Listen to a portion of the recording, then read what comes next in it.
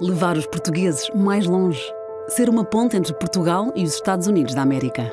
Esta é a missão da Fundação Luso-Americana para o Desenvolvimento. A FLAD nasceu em 1985 na sequência do Acordo das Lajes e por aqui passaram até hoje milhares de pessoas e ideias que ajudámos a transformar em realidade. Promovemos a partilha de conhecimento e experiências através de bolsas de estudo, estágios, prémios e conferências unindo os dois lados do Atlântico. Trabalhamos diretamente com a comunidade portuguesa nos Estados Unidos. Queremos contribuir para que o papel dos luso-americanos seja cada vez mais forte e para que as origens portuguesas sejam continuamente celebradas. Nesta ligação atlântica surgem, claro, os Açores. Pela sua importância geoestratégica de segurança e defesa, científica e cultural, são um ponto essencial na atividade da FLAD.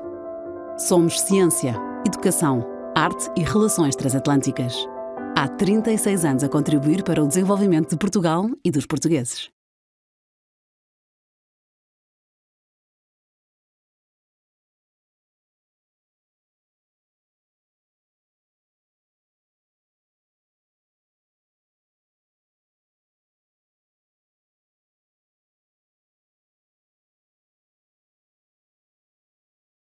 Hi, everybody. Welcome to another live webinar from PALCUS. I'm super excited about this one because it is all about studying abroad in Portugal and also doing internships in Portugal, which is just a phenomenal opportunity. So I hope that if you are a student, if you are a parent, you are listening.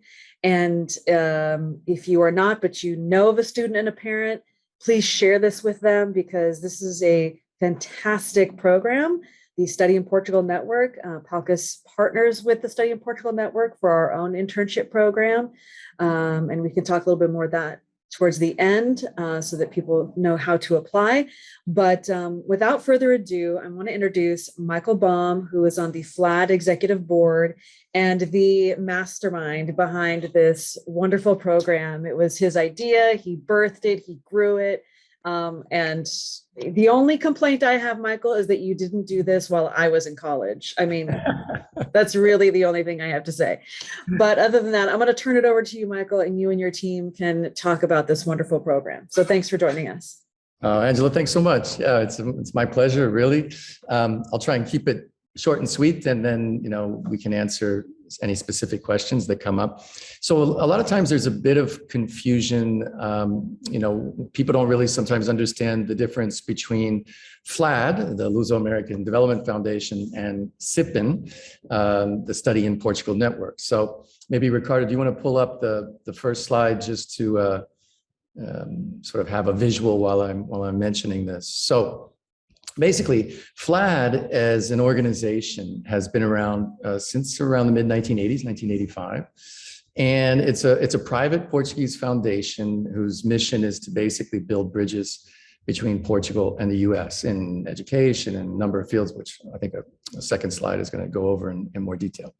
And to make a long story short, the foundation was a creation of the two national governments.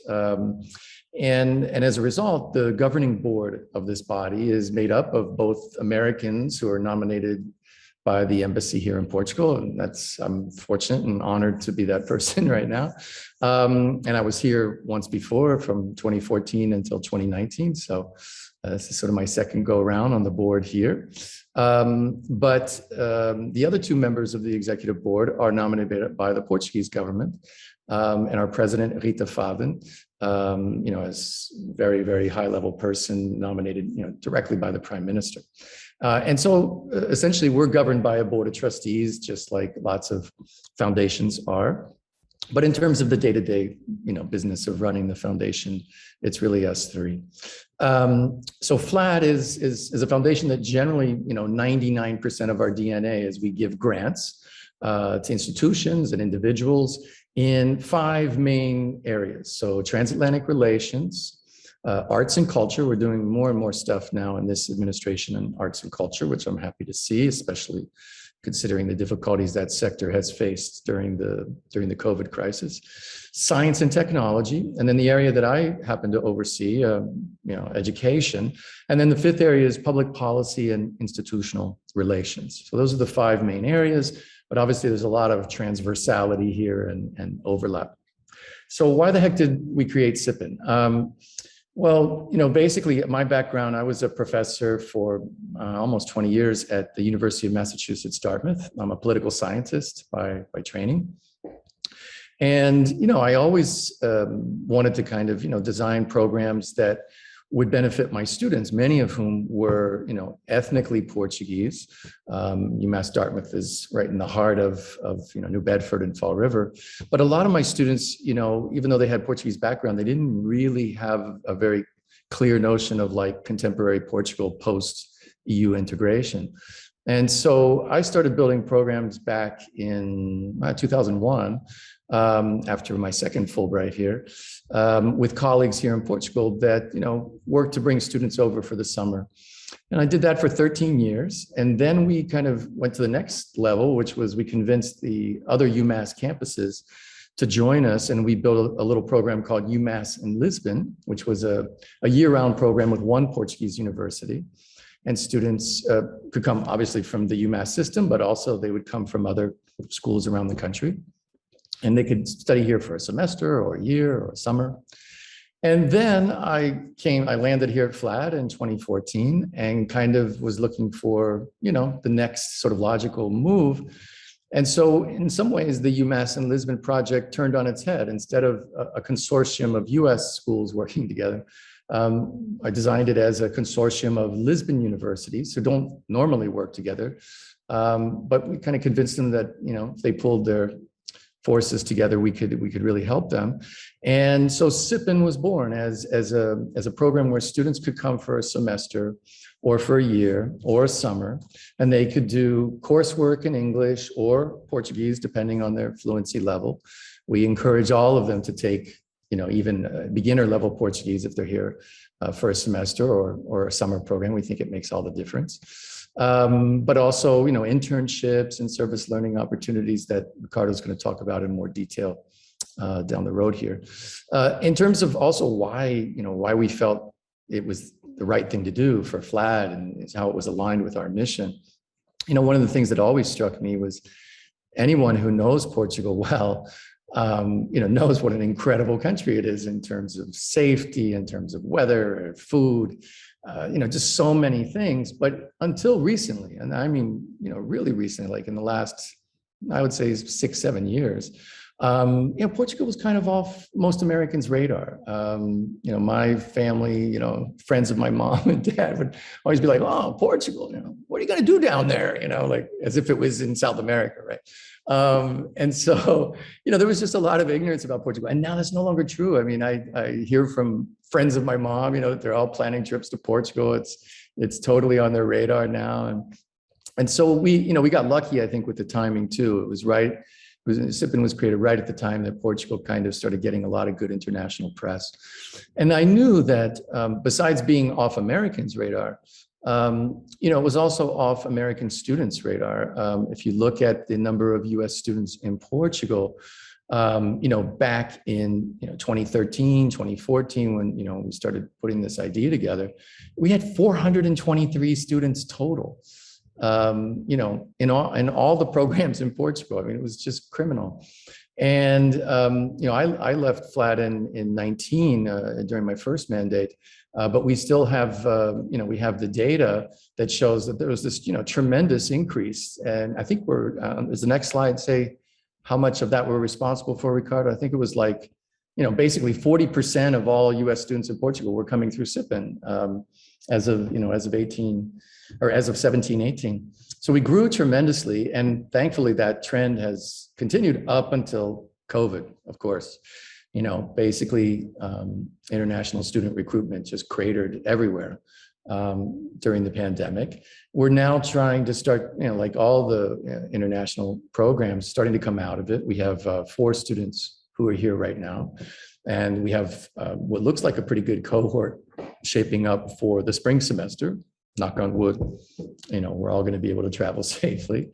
And, the other thing that Catarina, I think, is going to talk about in a little bit is, besides also directly recruiting students to come through our program or other programs here in Portugal, we also started designing these customized programs for US faculty, who a lot of times, they know exactly what they want to achieve. They have their curricular goals, but they need a local partner to sort of help them sort out all the logistics and make connections to either faculty or regional experts here in Portugal, and to sort of help them, put the whole package together. And so we've been doing more and more of those programs as well, again, up until the pandemic.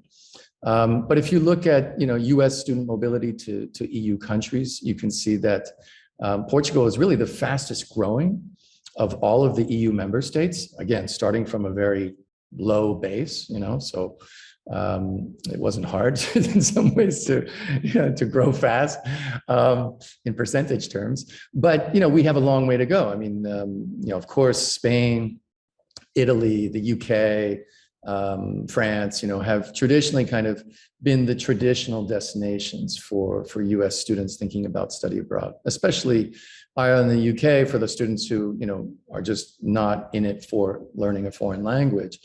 But we're convinced that, Portugal is going to continue this takeoff. Because, it's a critical need language that the US State Department has identified, and there are scholarships available, which I think Ricardo maybe we'll talk about in a moment.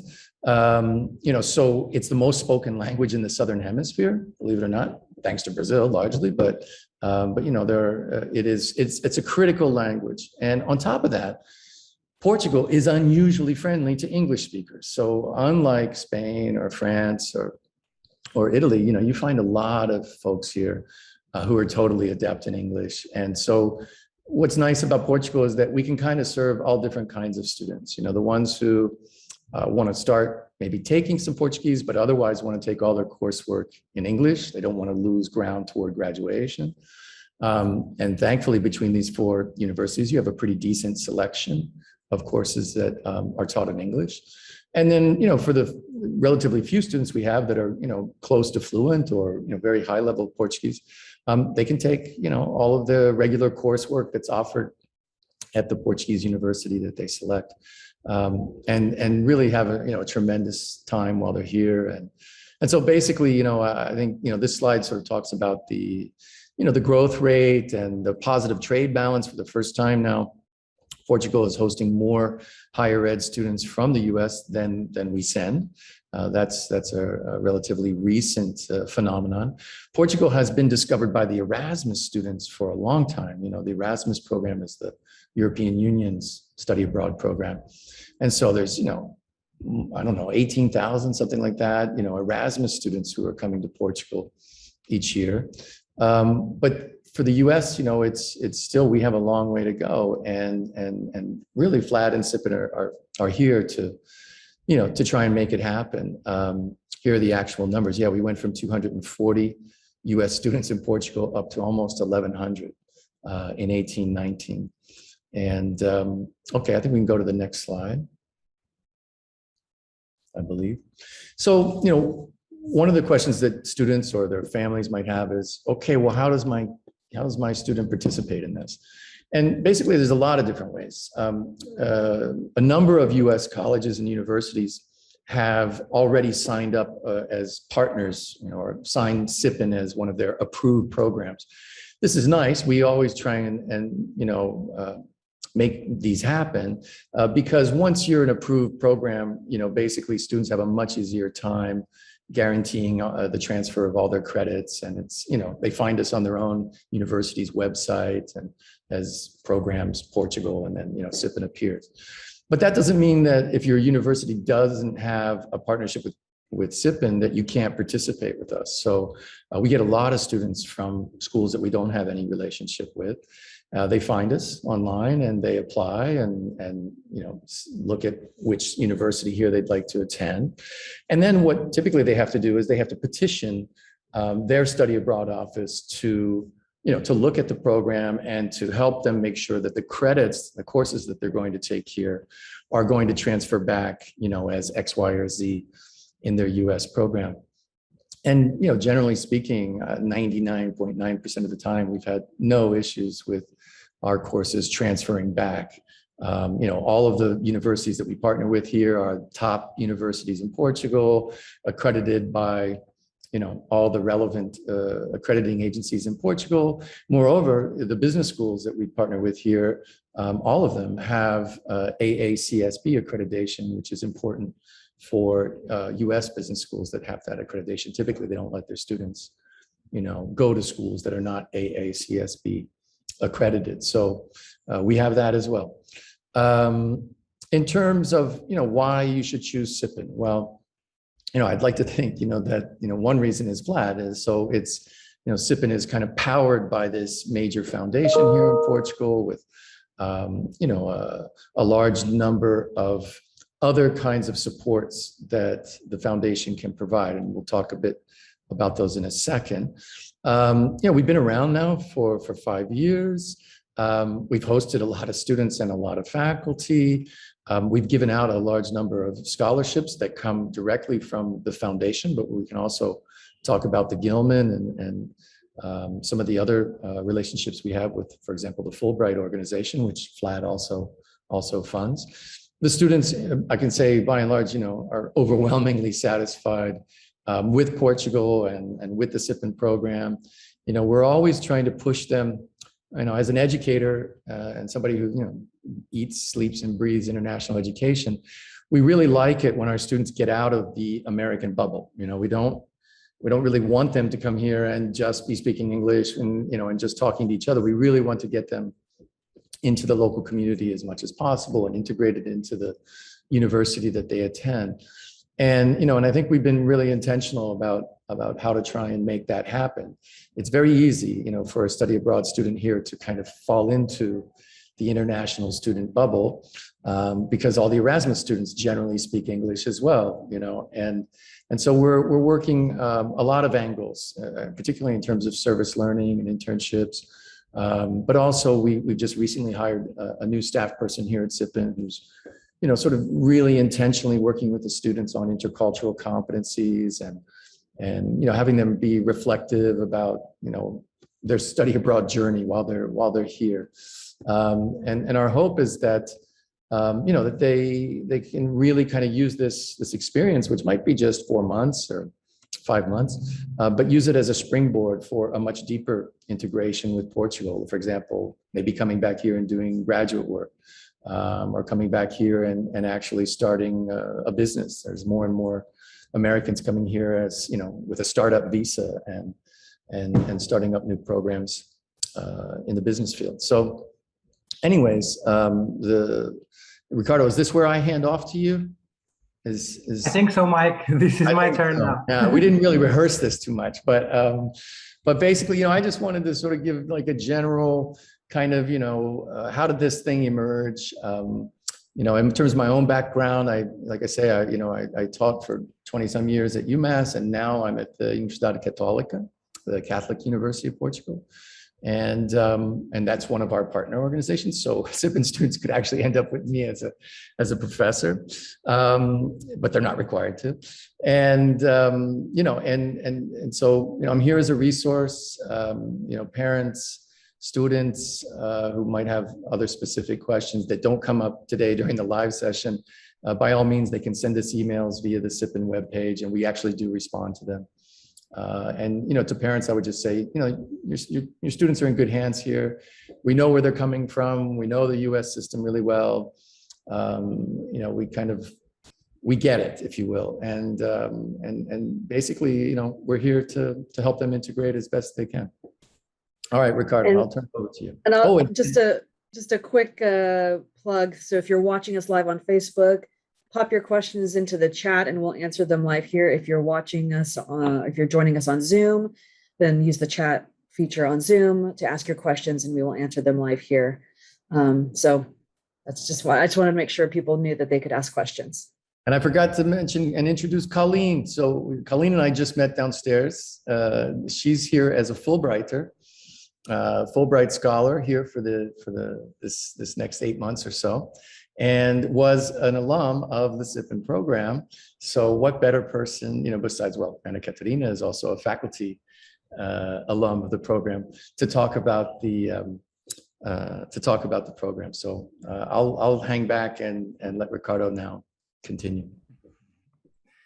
Very good. Thank you, Michael. Thank you, Angela, and the PALCUS community to allowing us to present really what we're doing. I'll try to give a brief presentation about the different types of programs that we make available through SiPN, and hopefully we can have some questions at the end to dig in a little bit more and respond to all of them. So obviously, Michael already explained and proved all the intentionality of FLAD to be in the international student mobility arena. And obviously, when we're presenting what we're doing, we're in a way competing with other programs all over the world, really. And when talking about study abroad, obviously, you talk about the destination, about the location. And luckily us to operate in Portugal, right? It's a fantastic country to live and to study. Michael already touched in some of the ingredients, the unique ingredients that we have here in Portugal. The fact that is one of the safest countries in the world certainly is a huge plus for us and for our partners in the US and parents and everything. The fact that here we speak Portuguese and all the soft power that speaking Portuguese can carry, right? Spoken in all 5 different continents. So the point is, Portugal does have all the ingredients in place. Now it's a matter of also communicating in forums like this and showing that there are ways like SiPN for students to come here and develop study abroad experiences in Portugal. Obviously, we needed the academic part within our network. And as Michael said, we partner with 4 of Lisbon's top universities. For the ones that are aware of Portuguese academia, they will recognize these names, these universities, fantastic universities, well-positioned in ranks in Portugal and obviously, and even worldwide. With plenty of courses taught in English. And this is something that people in the States are not aware of. It is possible, yes, it is possible to come to Portugal, spend a semester, spend the summer, and take coursework in English.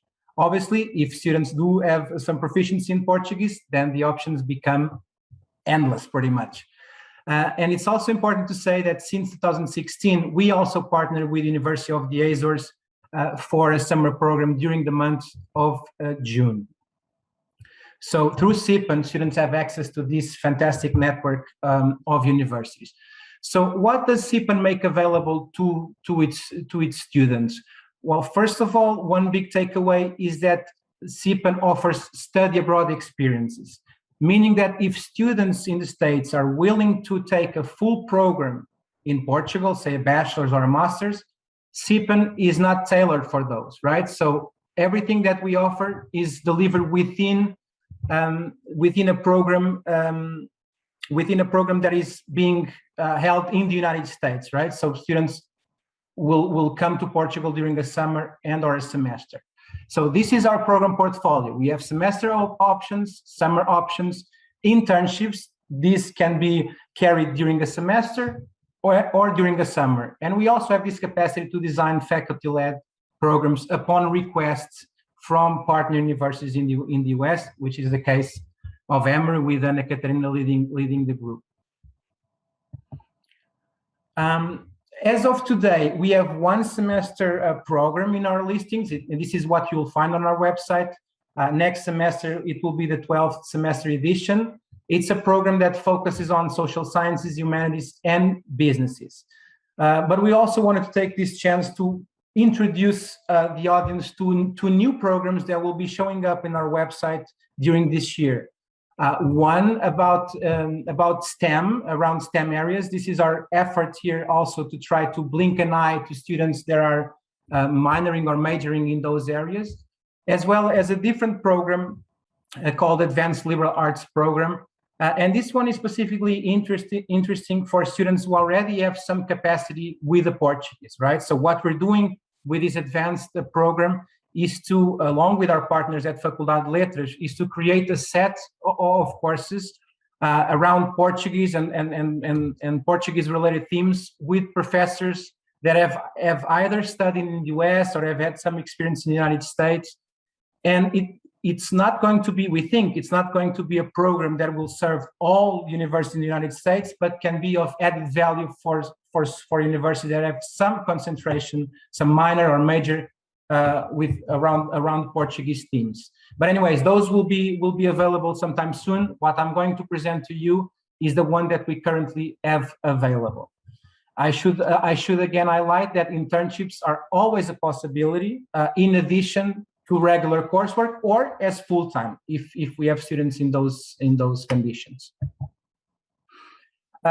So for this program, for this semester program, the easiest way would be really to be on our website, right? So all the courses taught in English, all the lists are available on our website with syllabi available to download, and students just have to, go through those selections, download the syllabi, and present to their academic supervisors to see if they can get equivalencies. Okay, obviously Portuguese language courses available, all levels, and the internship option again a possibility.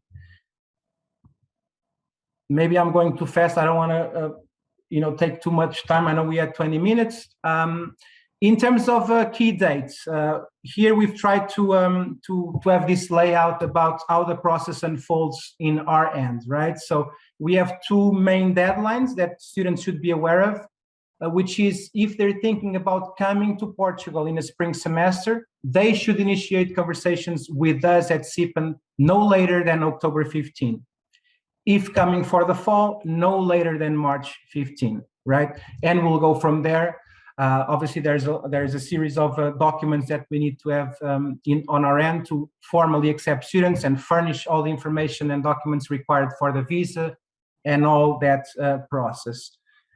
In terms of admission requirements, these are the standards that we also use. You have to have a certain minimum GPA or higher, of course, and be in good academic standing. Important to mention that only rising sophomores or above can apply for a SiPN program. I think these are the essentials with this slide here. In terms of our summer programs, it's quite simple. It's quite modular, right? So the way we're organized is we have 2 sessions during the summer, June and July. During the month of June, students can choose to come to Lisbon or Azores. During the month of July, we only have programs running in Lisbon, right? And students can come for 1 month or they can stay during 2 sessions. Important to say that if internships is of interest of our students, they need to stay for both sessions, right? Less than 8 weeks, it was just not enough. We've tested in the first year, it was just not enough to have the appropriate engagement in the work setting and everything. So they have to commit for both months if choosing an internship. Here's the list of courses available for next summer. This course list, sometimes expands. It changes slightly, but we're very happy that we are able to create some consistency in terms of the course listings that we've been able to offer every summer. In Portugal, there is no such thing as a summer program, right? People here don't look at the summer as almost another study term. So we need to have an extra effort here to have offerings, right? And we work with faculty that are based in the US, and because it's summer, they come to Portugal, and we're able to generate this very interesting portfolio of course offerings and have a quite robust summer program. So again, June in programs in Lisbon and the Azores, July Lisbon only. Internship required the 8-week commitment. Similar dates for summer. Students need to start the application before March 15 with us. I should stress that obviously SiPN has its own deadlines, which is very much aligned with the expectations on the US side, but obviously the first stop should always be at the student's study abroad, university study abroad office, right? To make sure that he or she is not failing any important deadline. In terms of visa during the summer, if Portuguese, of course, if the student has Portuguese citizenship, that never needs the visa part. If a US citizen obviously needs to apply for a visa during 4 semester long experiences, not the case for the summer because it's less than 90 days via the Schengen Agreement and all of that. We at SiPN, we're more than mediators, right? We're more than mediating academic curricular offerings. We take a very hands-on approach to what we do.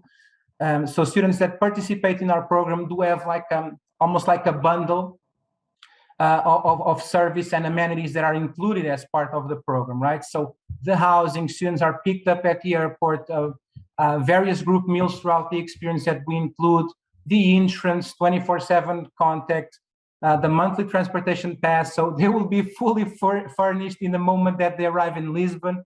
And obviously we have dedicated staff here at FLAD that works almost exclusively to SiPN and to assist our students. And in addition, we have this, like Professor Baum was mentioning, it's very easy to stay in the bubble and just be within the other international students. So we at SiPN created these other initiatives to try to furnish students with more opportunities to mingle with Portuguese people, things, right? So we have initiatives such as the Visiting Family Program, where we place students with Portuguese families that volunteer, the Buddy Program that places Portuguese students with our students, and field trips and very other initiatives that it's difficult to condense and present here.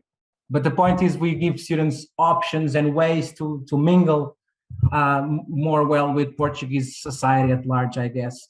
In terms of the student residence, we know how important this is for students that are thinking about studying abroad. I have this feeling that we know all the residences in Lisbon, and we obviously try to choose the best ones. And the point here is that students will be in comfortable and safe settings. Here's some images of the residence that we are working with. Single rooms whenever possible, double occupancy as a worst case scenario, private bathrooms, private kitchens, and then all the access to gym, pool. So, and the location, right? We all know how important that is. By Marquis de Pombal, for people that know Lisbon, super central, 5-minute walk from the metro station. So, nah, just kidding. We really make you guys rough it. I was going to say, these don't look like any dorms I've ever seen. So, I mean, this is amazing. Where were these dorms when we were in school, right? Exactly. Yeah, our students actually they frequently say exactly that. Like, are you kidding? This is the place where I'm going to be living for the next 4 months or so. Yeah, it's quite nice. I wouldn't mind living in this area and in this place. It's super nice. And in terms of funding opportunities, again, first stop should be at the study abroad office of the student's university. Because there are dedicated funding for in those specific institutions. Studying abroad does not mean that financial aid cannot travel. To the contrary, financial aid does travel with the student, especially when there is an affiliation agreement between the program and the university. So, but that's totally a possibility. But in addition to all the funding, the normal funding that let's say that the student has available, there are other funding opportunities that we make available to our students. First of all, the FLAD sets aside extra amounts, financial awards for students that demonstrate academic merit and financial need. These are partial scholarships. Usually, summer grantees receive $500 scholarships. Semester-long students $1,000 awards. This is something new and that we're very proud of is our new direct agreement partnership with the Gilman program. So for the ones that don't know Gilman is a scholarship program of the US State Department, the Bureau of Educational and Cultural Affairs. And through this new direct agreement with FLAD, we have generated many more Gilman slots for students that choose Portugal and SiPN. So and it's such low-hanging fruit at the moment. Students should definitely dig into this possibility. Yes, student needs to be on Pell Grant to be available to apply for a Gilman. And all the application process is done through the Gilman regular calls and application cycles. But please look into this because these are fantastic opportunities, and the awards are quite substantial, from $5,000 to $8,000 awards. And a perk down the road, after you've been a SiPN participant, you become an alum. And because FLAD has this relationship with the Fulbright program here in Lisbon, since we fund some of the opportunities, SiPN alums, if they ever decide to apply for a Fulbright to Portugal, and they pass that first cut done in the US and they make it to the list of finalists, because FLAD has this relationship, SiPN alums have much higher chances to win this grant. And Colleen is here, and she's to prove that what we're saying is real and it can happen. She's here, and maybe she can share with us her story, including her new role as Fulbright awardee to Portugal. And that's it. Sorry, maybe it was a bit too long. It's a lot of information. The best thing is really to first visit our website, certainly connect with your university study abroad, follow us on social media. We've been very active on social media, Facebook, Instagram. We showcase pieces of our students' daily lives here, alums. So please do connect. And our emails are written here. Don't hesitate to reach out. Again, this is like we look at us as an easy way to make it happen, to make study abroad happen in Portugal. So thank you so much for your attention. Thank you, Ricardo. One partnership that you didn't highlight here was the partnership with PALCUS, and that we do have a. That's a given. That's a given, Angela. Well, we're trying to make as many people aware of it as possible. So I never assume that people know about it. So, PALCUS has partnered with SiPN to provide internships to young Portuguese Americans here in the U.S. And you can apply online. And again, it's not one of those things where, as Michael and Ricardo talked about, anybody can apply for SiPN. But if you apply through PALCUS, then the program is paid for. So it's essentially a scholarship for the summer internship program. So it's not a semester study abroad partnership. It is the partnership for a summer internship. So I very much encourage everyone to, if you're a student and you'd like to do a summer internship, visit the PALCUS website. The application will be online very soon. And if you are chosen, then the only thing that you'll have to pay for is your flight there. But then once you get there, PALCUS pays for everything else. So it's been a very successful program so far. We're very thankful for the partnership with SiPN because you guys have done such a comprehensive and tremendous job. It's nothing that we would ever be able to replicate in any way, shape, or form. And so we're very happy to be partnering with you, but wanted to make sure that everyone knew that there are opportunities through PALCUS to do the summer internship program as well. So we have Colleen and Anna here as well to talk about their experiences. So who would like to go first? Okay, I guess I hesitated for a second in case Colleen wanted to push the unmute button. You always wait for that. But in any case, I guess I'll go first. My name is Catarina Teixeira, and I am the director of the Portuguese program and faculty in African Studies as well for here at Emory. And I want to begin by thanking PALCUS, of course, for hosting this, and SiPN, who I absolutely feel is one of the key partners for us in the Portuguese program here at Emory. So it's truly easy to talk about the experience because it's so key to the goals and what we hope to accomplish here at Emory with our students. So I will, it's meant to be more of a testimonial. So I will kind of separate and talk about two different elements of this partnership. First, my perspective as a director of the language program. So maybe I should apologize that what I'm saying might be more interesting for other faculty members who might be interested in partnering, but hopefully students and parents considering it can also find it useful to hear it from a faculty perspective. And in particular, I'm looking at the way in which the partnership with SiPN has truly helped us fill curricular gaps and expand the opportunities that we provide our students interested in the study of language and culture. And then the twofold second part is I will speak a little bit about how our partnership has also helped the Portuguese program contribute to Emory's goals and missions to, quote, create, preserve, teach, and apply knowledge in the service of humanity, close quote, in which training our students to be global citizens is, of course, of the utmost importance.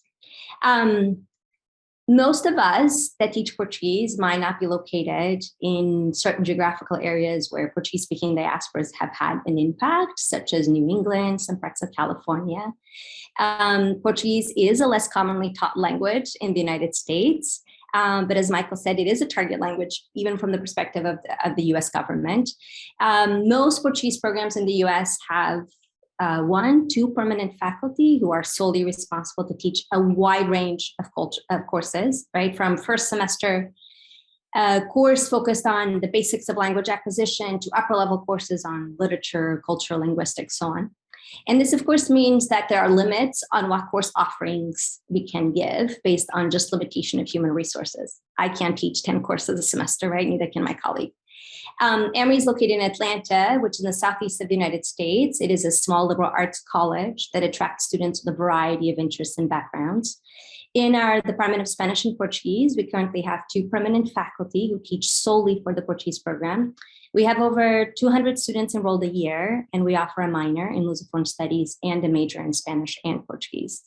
We currently have 27 declared majors. Although this might not be a particularly impressive number, when thinking of a large state school, for the size of Emory and for its location, we consider ourselves really privileged to have such large student interest. With that interest, however, comes the obligation to also meet our students' needs and the desire to expand their knowledge. And we see the opportunity to partner with SiPN crucial to provide our students with a more well-rounded curricular experience. Many of our minors and majors have decided to study for a semester during their junior year. That's usually the case for Emory students. And they enroll in a variety of different courses. And they are able to take classes in areas that, due to our limitations in course offerings at Emory, we're not able to provide.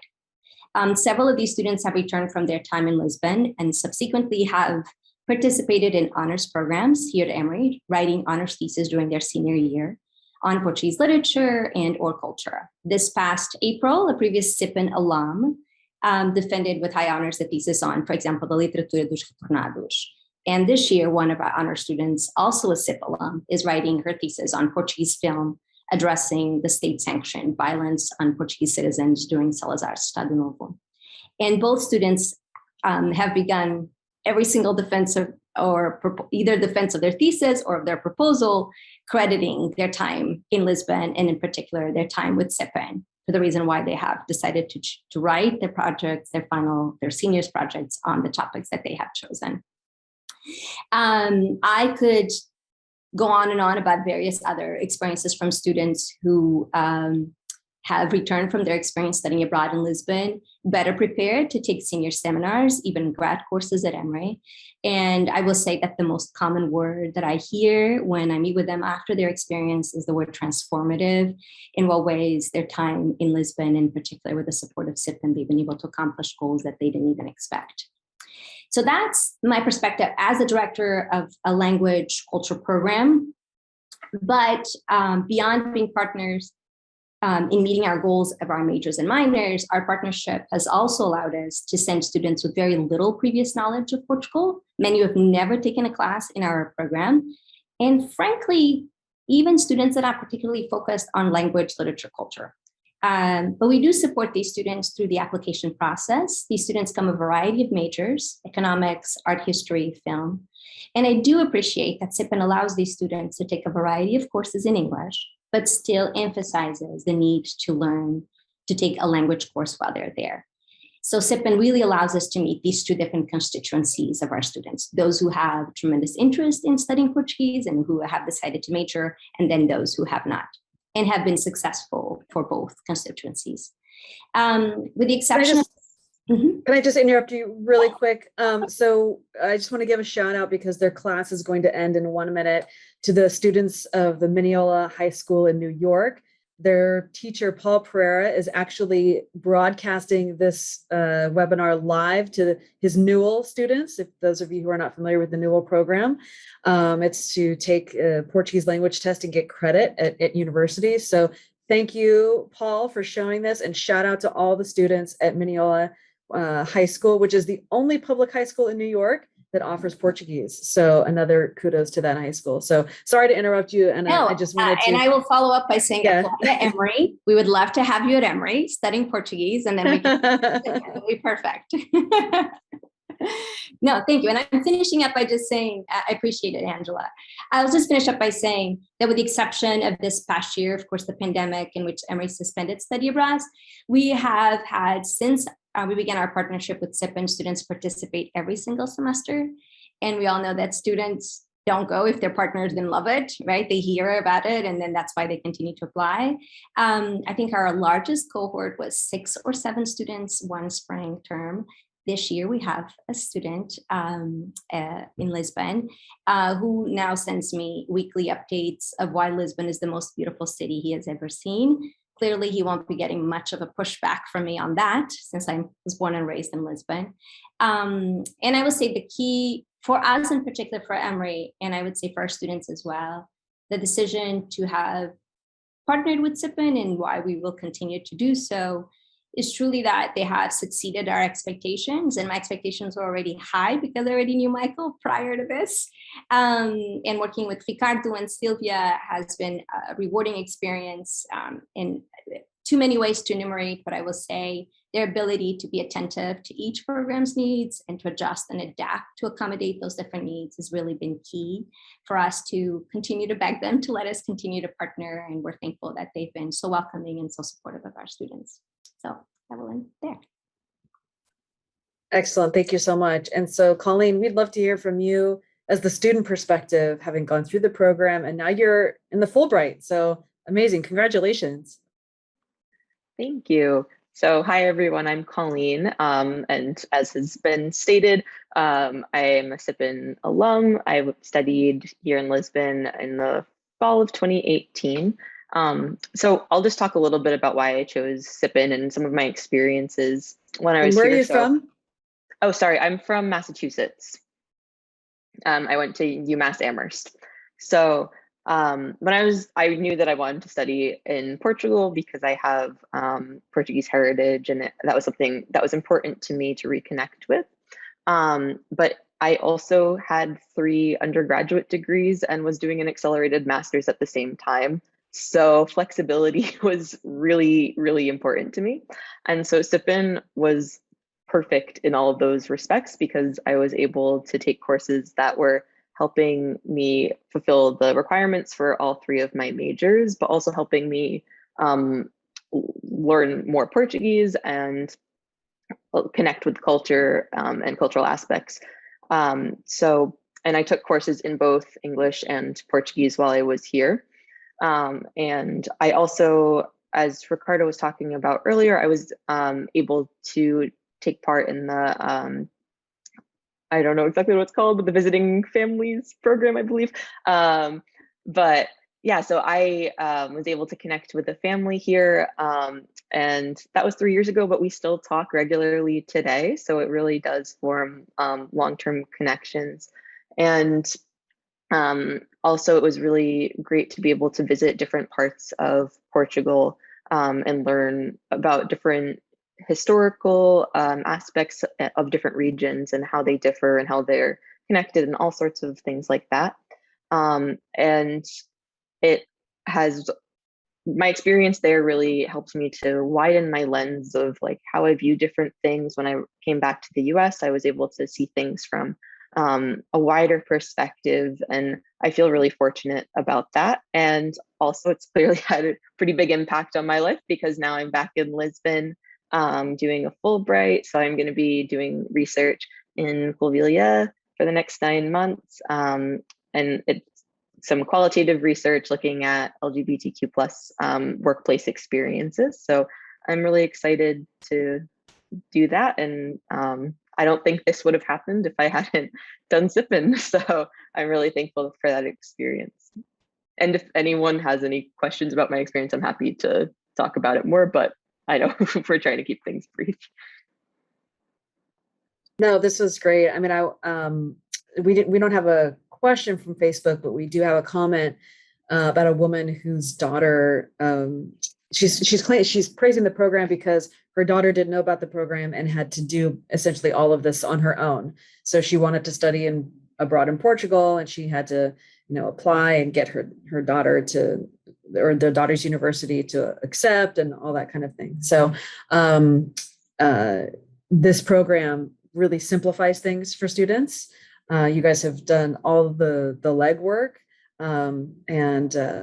Especially with all the partnerships with the university. So it's really such a phenomenal program. So Colleen, I'm curious, when you first went to Portugal, did you speak Portuguese at all, or how did you find the transition? So I would say I had an intermediate level of Portuguese. I can get by in like daily conversations, but I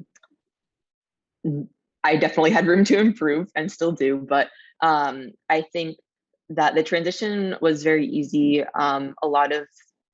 Everyone essentially here speaks English. So if you don't have a high level of Portuguese, that's okay. At the same time, I think I was able to use my Portuguese a lot. And locals here are really appreciative when you try to use the language, even if it's a little bit broken, or I think just trying to show that you are learning and you want to connect is a really important step, and people are very welcoming. But also everyone speaks English. So if you do need to rely on that, that's also an option. So that was a great transition for me. Excellent. What would be like the top 3 things, and this is a question for everybody, as we are in the last 9 minutes of the session. So if there was a student thinking about doing any one of the variety of programs that SiPN has, top 3 things they really need to either prepare or think about or anticipate, that kind of thing. And Colleen, from your perspective, I wish somebody had told me X, before I applied, something like that. So what would be those 3 things? And you don't each have to give 3 things, or maybe we end up with 5 things, whatever, but what would be your advice? I would say use the network to your advantage. That would be like one big thing, because the fact that there are 4 universities is a huge strength of SiPN, and you can really customize it. So take full advantage of that and don't limit yourself to one university or whatever. It's very easy to go to multiple places. They're very close. And logistically, I would say be prepared when you're getting your visa to give yourself plenty of time. And to get the visa, you have to go through the consulate, right? Your local consulate, right? Okay. Yes. It's a whole other webinar. A whole other webinar, exactly. Yeah. But does SiPN actually provide assistance in doing that for students? At least helping guide, okay, if you're going to apply for the student visa, you're going to need this paperwork, that. Yeah, we have a detailed packet basically that goes out with once we get the student's application. It's sort of a how-to plus some very sort of learned tips over the time that we've developed. But yeah, ultimately it's the relationship between the student and the consulate or the embassy, and it or the private organization that some of the Portuguese consulates now rely on to process the visas, but it's not in every. So the process really varies from place to place. I guess I'll come in with just one one thought or one topic. This is especially for students who are thinking about internships. One of the challenges that we have when we place an undergraduate student to do an internship here is, as a student, I think you really have to think about, okay, what do I bring to the table? What is going to make me, and what skills do I have that are going to be interesting for, from the company or the organization's perspective, and not think of it just as a one-way street. What am I going to get from the company? Because, one of the hardest things we have is for a lot of, especially companies, I think a lot of the NGOs are they're needy. They often need people and are understaffed, but especially for the big companies, some of the consulting corporations that we work with are well-known, multinationals. For a lot of them, it's like, an intern that's going to be around for 8 weeks, possibly, or 15 weeks. That's not much time from their perspective, and they really, they need to be excited about the student. And so I think the student really has to think about how they position themselves with their their, their presentation letter and talk about what experiences and what skills they have. Typically, American students have a lot of experience, a lot more maybe than most European students, because of, we start the work experience much younger than most Europeans. Also, American students have a lot of volunteer experience typically. And so all of that is something that the students should, kind of work into their letter. And then, of course, we try to work our magic to help find a good match. But the internships are never guaranteed. We basically try and be the matchmaker that puts them in contact with the organization. Then there's, an online interview between the student and the organization. And really only when we have 2 green lights, then does the internship proceed from there. So that would be my one tip I have. That's a great tip. One thing, so when I went to college many, many years ago, I'm not going to say how many years ago, there was this sort of impression that to study abroad was going to be more expensive than what you were already paying for your school where you were going. And cost of education is such a not a hot topic, it's just such a big concern for so many in our community, right? So can you talk a little bit about how the costs compare in terms of, okay, if I'm going to, let's say a state university versus a private university that is obviously going to be more expensive, to then transition to a study in abroad semester or perhaps even a full year, does that add to the cost, or is it actually a little bit cheaper? Does it depend on the university you're going to, that sort of thing? Can you just talk a little bit about that? Ricardo, do you want to start? And then I can always chime in if I want to add something.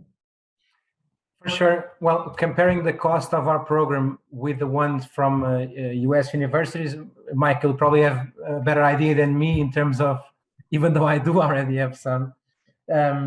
But to be more practical here, let's say so SiPN has a flat fee, right? Let's focus on semester programs as a flat fee of $12,000 US. And this includes the tuition part and the living expenses as well, meaning the housing, the insurance, all of that. It's $12,000 US. This for is one semester. For one semester. Which is what, 3 months? 4. 4 months, so from okay. September to December, from February to May. That's our cost. But then it really depends on the billing arrangement that the US university requires us to work. So this is our cost. It's the amount that we need to pay for all the expenses of the amenities that students use, let's say. Some billing arrangements, some universities, keep on charging the same cost, which is usually higher than the one that we charge, right? So and they keep it. They keep the difference, let's say, while others universities allow their students to pay directly to SiPN and deal directly with SiPN also for the financials. I think UMass Amherst is one of those cases. So it varies, the billing arrangements.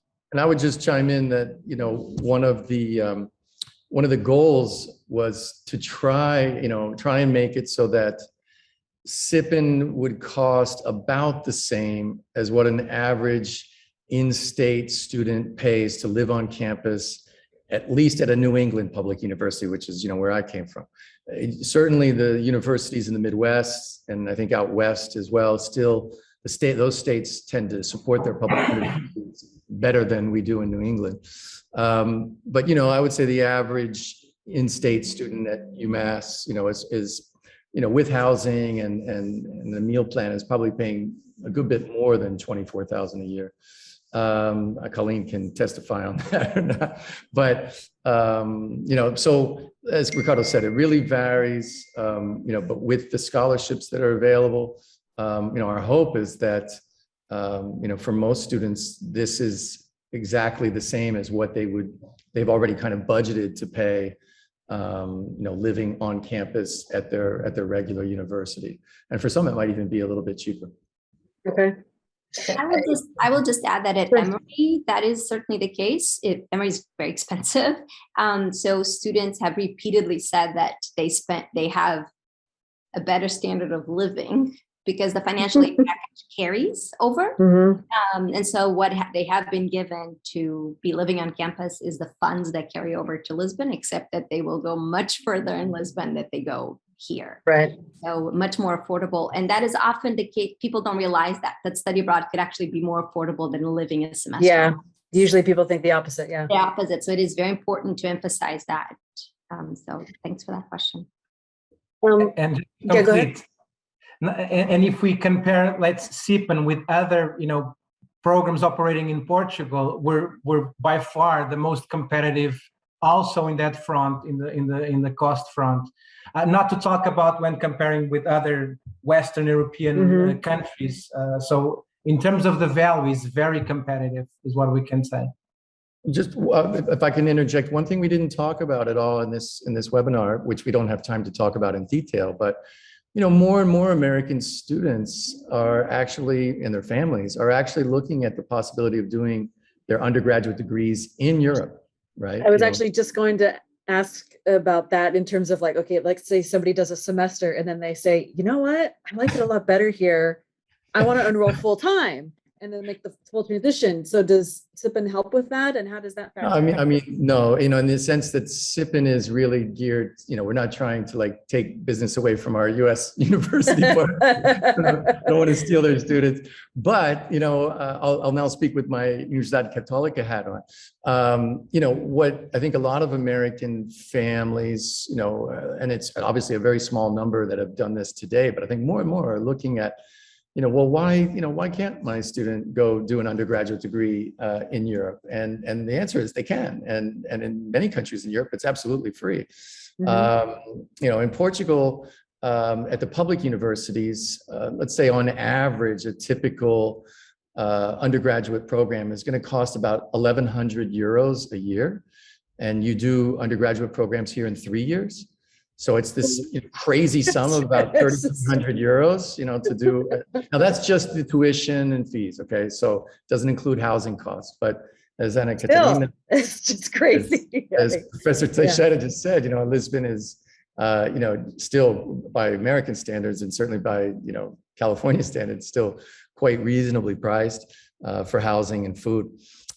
So, if any families, have, let's say graduating high school seniors that are seriously thinking about the possibility of doing undergraduate work in Europe, by all means, they can contact me and I'm happy to share not just Católica, but other options. And I think it's a trend that's going to continue. The other option, of course, is for US students to think about doing graduate work in Portugal and elsewhere in Europe. Basically the number of programs now that are fully taught in English are expanding all the time, especially in the business fields. A lot of the business schools have their undergraduate programs now fully taught in English, even here in Portugal. At the graduate level, the coursework that's available completely in English is exponentially larger than at the undergraduate level. And even having to pay for your graduate work, which I'm a big fan of, you should really only think about graduate study if you're getting fully funded for it. But that's not the model here in Europe. In general, most people in Europe are paying for their graduate degrees, but graduate degrees here are, incredibly lower priced than what a typical graduate program would cost in the States. So even if you have to pay out of pocket for it, by US standards, it's relatively reasonable. Agreed. And I'll just put another plug that PALCUS has a partnership with Católica as well, where one of the fellowships that Católica gives out every year is reserved for a PALCUS YPA member or a PALCUS member. And a fellowship meaning your entire 4-year degree is covered. So it's a full scholarship for your undergraduate, I think, or graduate degree. So another benefit of being a member of PALCUS. So it was a SiPN alum, Angela. That was a SiPN alum that enjoyed the first one. Well, yes, absolutely. Sabrina Baum. Yes, Baum. She was. She's fantastic. She, people like her and Colleen give us hope for the future of our community, right? Well, we have reached our time. In fact, we're over. But this has been fantastic. So much great information here. I hope that if you are watching this and you, again, you know a student in your life, or you have parents that, have students that are going to be graduating high school soon, please share this webinar with them. It's so incredibly valuable. Opportunities of a lifetime that are very affordable, and there are scholarship opportunities if financial aid, if that's a concern. Don't let any of that stop you. But studying abroad in Portugal, doing an internship in Portugal, it's just one of those opportunities that you should not and cannot pass up. So thank you to the folks at SiPN. Thank you, Michael, Ricardo, Anna, Colleen, and everybody at FLAD for creating such a wonderful program. We look forward to a very long partnership with you and enabling many, many, many students to continue studying abroad in Portugal. And with that, we'll wrap it up. Thank you so much, everyone. Have a wonderful rest of your day. Our guests and alums too for taking the time. It was really kind. Thank you, Anna. Thank you. Absolutely. Thank you so much. Bye-bye.